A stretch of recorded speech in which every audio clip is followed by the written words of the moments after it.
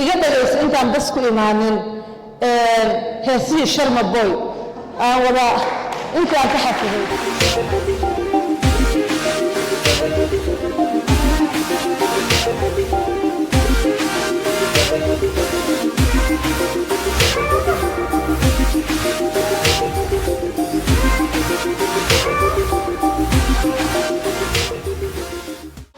hal tusaale in siiyo caruurtayda aniga guriga joogta badanaada caado waxaan u ahay inaan markas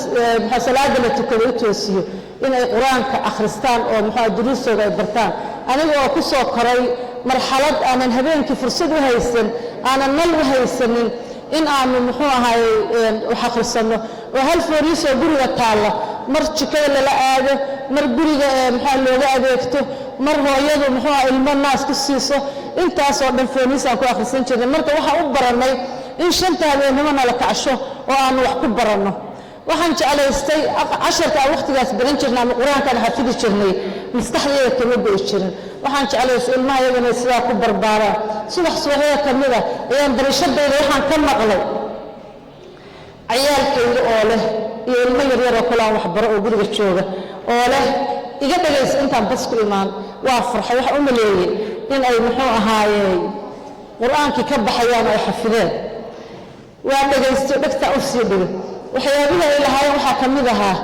iga dhagayso intaan bas ku imaanin heesihii sharma boy aan wada intaan ka xafiday ma wada garan karo waxay lahayd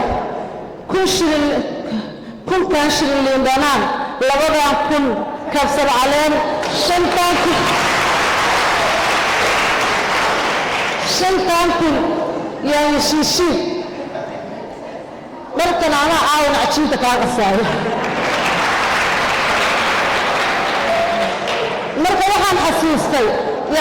walwalkiiba iga bacay waxa ay jaamacadda aan leeyahay ardayda may wax barato may yimaadaan may buugta akhristaan waxaanayna ka jecelyihiin oo kala fiican marka walaalayaal waxaan rabaa oo ku soo gabagabeynayaa ubadka waxaan u dhalnay waxaa weeye in ilaahay inoo siiyey inaan cilmi naafica barno inaan ku tababarno inay wax bartaan oo wax anfacaan dhakhtarka hadduusan wax baran dhakhtar ma noqdeen macallinka hadduusan wax baran macallin ma noqdeen injineerka hadduusan wax baran guryo nooma dhiseen waxaasoo dhan waxay ka yimaadeen aqoon marka haddii tigtooda lagu mashquulo waxa weeyaan